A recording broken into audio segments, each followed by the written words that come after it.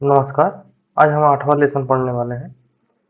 8वें lesson में समझेंगे भाषा और चिंतन के बारे में, यानी कि लैंग्वेज एंड थॉट क्या होती है, बच्चे कैसे भाषा को सीखते हैं और चिंतन करते हैं, इसके बारे में हम समझेंगे। तो चलिए वीडियो को स्टार्ट करते हैं और समझते हैं कि भाषा और चिंतन क्या है। ठीक है, तो इसमें पहला टॉपिक आता है भाषा, यानी कि भाषा क्या होता है, इसको हम समझ लेते हैं।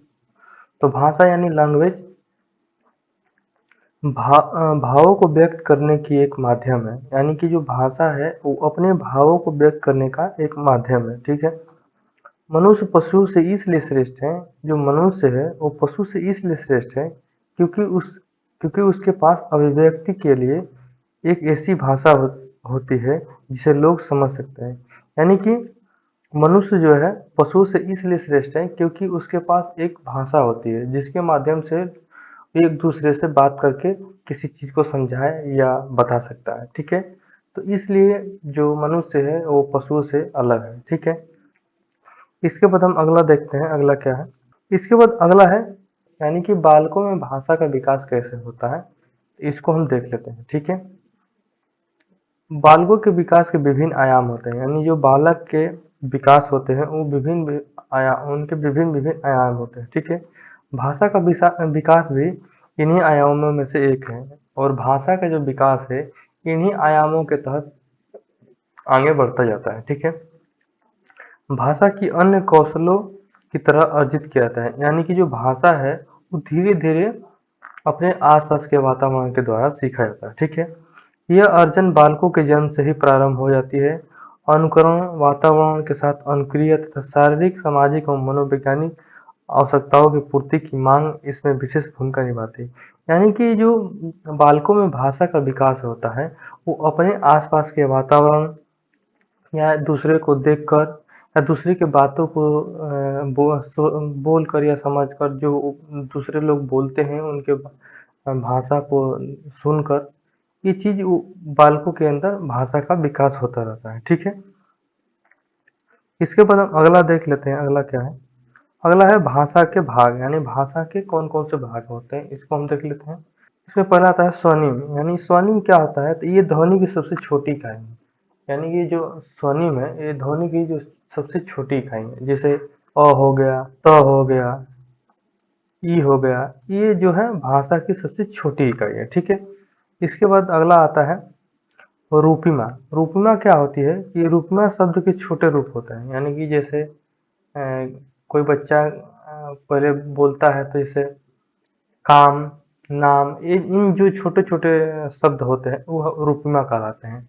जैसे चलना, दौड़ लगाना, ये जो छोटे छोटे शब्द हैं रूपिमा कहलाते हैं। ठीक है, इसके बाद अगला हम देखते हैं, इसी में अगला है वाक्य विन्यास। वाक्य विन्यास क्या होता है कि भाषा के नियमों वाक्यों विन्यास के अंतर्गत आते हैं। जो भाषा होती है, जो भाषा के नियम होते हैं वाक्य विन्यास के अंतर्गत आते हैं। जैसे कि शब्दों को सही रूप में बोलना है, किन शब्दों को कहाँ प्रयोग करना है, वो वाक्य विन्यास के अंतर्गत आते हैं। जैसे कि राम जाता है, तो ये कर्ता क्रिया कर्म जैसे होते हैं उनके अनुसार प्रयोग होने लगता है। ठीक है, इसके बाद अर्थ विन्यास। अर्थ विन्यास क्या होता है कि जब वाक्य में दिए गए शब्द अर्थपूर्ण हो तो उसका अर्थ विन्यास कहा जाता है, यानी कि जिस शब्द का प्रयोग हम करते हैं उसका कुछ अर्थ निकले। जैसे कि राम खाना खाता है, तो राम खाना खाता है इसका अर्थ निकल रहा है, लेकिन राम खाना पीता है तो ये अर्थ थोड़ा अटपटा जैसा लग रहा है। तो ये अर्थ विन्यास का साध्य रूप हम इसे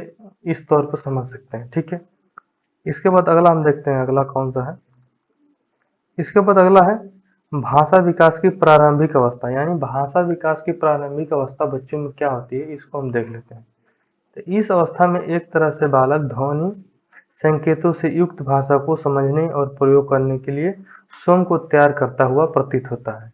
यानी कि जब बच्चा जन्म लेता है, जन्म लेने से वो चीजों को धीरे धीरे करके समझ के और भाषा को सीखने लगता है। जब बच्चा जन्म लेता है तो वो रोकर किसी चीज को व्यक्त करता है।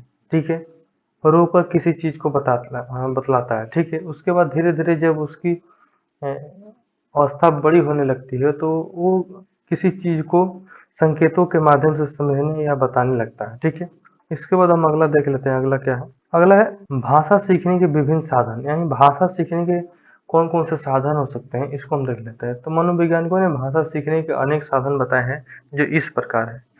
इसमें पहला आता है कहानी सुनना, यानी स्टोरी टेलिंग। स्टोरी टेलिंग क्या होता है कि जब बच्चे को या उसके परिवार वाले कहानी सुनाते हैं, तो उसके माध्यम से वो नए नए शब्दों को सीखता है, जिसको अपने आसपास या अपने जो भी मित्रगण होते हैं उनमें उन शब्दों का प्रयोग करता है। तो ये चीजें कहानी सुनने के माध्यम से उनको नए नए भाषा और नए नए शब्दों की जानकारियाँ होती है, ठीक है। दूसरा होता है प्रश्न उत्तर द्वारा, यानी कि बालक होता है वो हर चीज़ों को जानने की कोशिश करता है, और जानने के परिप्रेक्ष्य से बच्चे अपने पिता या बड़ों से प्रश्न पूछता है, और प्रश्न पूछने के दौरान कई नई चीज़ों को जानता है, जो कि अपने दिमाग या अपने संज्ञान में बैठाता है, जिससे उसको भाषा सीखने में और आसानी हो, या उसको भाषा सीखने का और अवसर मिलता है, ठीक है। इसके बाद अगला हम देखते हैं, अगला क्या है। अगला है अनुकरण, यानी कि अपने माता-पिता के किए गए व्यवहारों को देखकर या अनुकरण करके वो चीज़ों को सीखता है। यानी कि जब कोई बालक अपने पिता को टाई पहनते देखता है, तो वो भी टाई पहनने की कोशिश करता है। तो इन चीज़ों को देखकर वो अनुकरण करना सीख जाता है और बोलना भी सीख जाता है, ठीक है।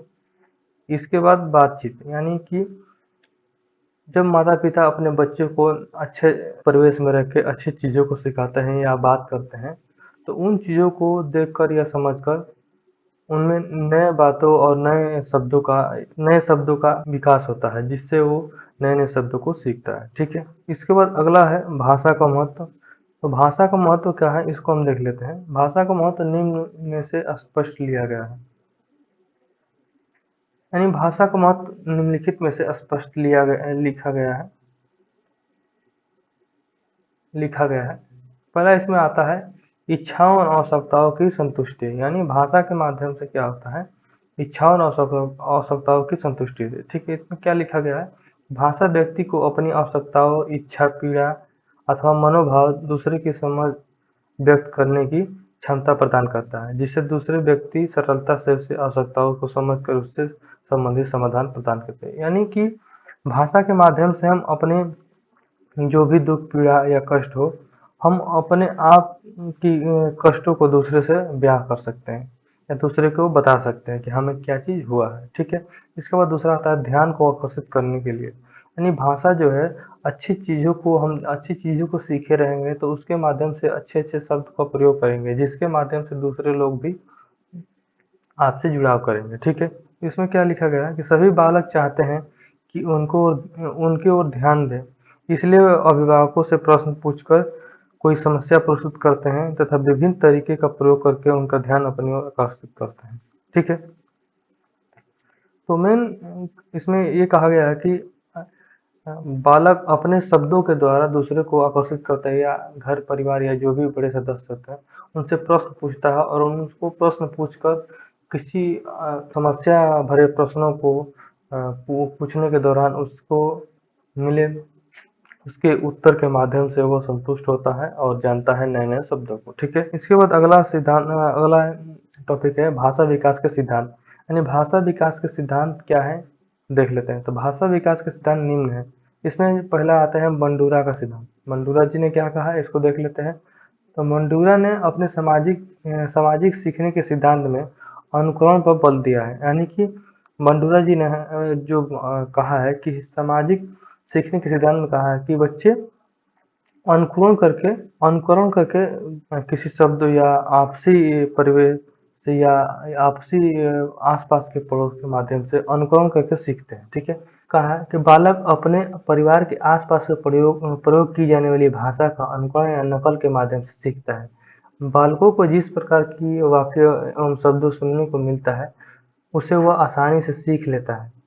एल्बर्ट बंडूरा ने इस बात पर बल दिया कि प्रतिरूपण भी बच्चों को सीखने का महत्वपूर्ण निभाती है, यानी कि इन्होंने कहा कि जो भाषा अपने आसपास में जो प्रयोग किया जाता है, बच्चे उनको देखकर उनको समझकर वो चीज़ सीखते हैं, यानी कि जिस भाषा का प्रयोग आप अपने घर में करेंगे बच्चे उसी को सीखेंगे, ठीक है।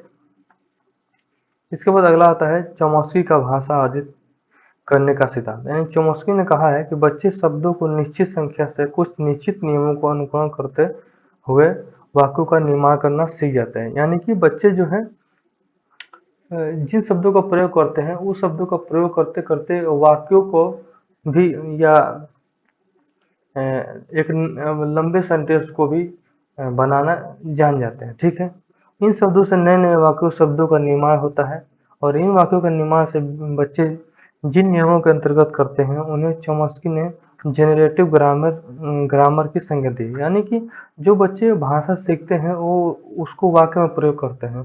तो उन्होंने कहा कि जो बच्चे भाषा को सीखते हैं वो अपने अनुसार वाक्यों को में प्रयोग कर लेते हैं। तो उन्होंने चॉम्स्की ने जनरेटिव ग्रामर का संज्ञा दिया। ठीक है, उसको जनरेटिव ग्रामर की संज्ञा दी। ठीक है, इसके बाद अगला देख लेते हैं। अगला है भाषा विकास को प्रभावित करने वाले विभिन्न कारक। यानी भाषा को कौन कौन से भाषा विकास को कौन कौन से प्रभावित कर सकते हैं, इसको देख लेते हैं। तो भाषा विकास को प्रभावित करने वाले निम्न कारक है। इसमें पहला आता है स्वास्थ्य। यदि किसी बालक का स्वास्थ्य अच्छा नहीं रहेगा, स्वास्थ्य उसका खराब रहेगा, तो भाषा उसकी थोड़ी कमजोर हो सकती है और उसका प्रभाव भाषा पर भी पड़ सकता है। ठीक है, और दूसरा आता है बुद्धि। बुद्धि से क्या होता है कि अगर बालक कोई तीव्र बालक है, उसकी भाषा का विकास होता है, वो मंद बालक के भाषा विकास से ज़्यादा तीव्र होता है। यानी जो बालक तीव्र बुद्धि का है, वो जो कमजोर बालक होते हैं उनसे उनके भाषा विकास अच्छी होती है। ठीक है, इसके बाद अगला है सामाजिक आर्थिक स्थिति। यानी कि जिस समाज की आर्थिक स्थिति या आर्थिक स्थिति कमजोर रहेगी उनमें भाषा का भी विकास बहुत अ, कमजोर रहेगा। यानी कि उनका भाषा का जो विकास भी है उनका विकास औरों के अपेक्षा कमजोर रहेगा। ठीक है, इसके बाद परिवार का आकार। परिवार के आकार से भी भाषा का विकास का प्रभाव पड़ता है। यानी कि जिस परिवार का आकार छोटा रहेगा वो अपने बच्चों को ज़्यादा ध्यान देंगे, भाषा अच्छी चीज़ें सिखाएंगे, और जिसका परिवार बड़ा रहेगा वो अपने आप के कामों में बिजी रहेगा, जिससे उनका भाषा का जो विकार है वो ज़्यादा उत्पन्न होगा। ठीक है, इसके बाद अगला हम देख लेते हैं। अगला क्या है? अगला है भाषा विकार।